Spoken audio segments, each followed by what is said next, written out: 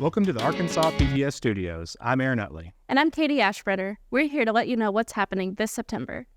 As the new school year kicks off, we're excited to share a unique opportunity for student filmmakers. Hot Springs Documentary Film Festival and Arkansas PBS are hosting a series of free student programs that empower young filmmakers in the art and craft of documentary film. These workshops are ideal for students who are passionate about filmmaking and consider it a career path. For more information and to register for these programs, please email Casey Sanders at csanders@myarkansaspbs.org. Did you know that we're more than a broadcast network? We also bring Arkansans the most educational and entertaining events and government proceedings through our Arkansas Live and Arkan live streaming initiatives. To see the upcoming schedule, visit myarpbs.org/Arkansas Live and myarpbs.org/Arkan.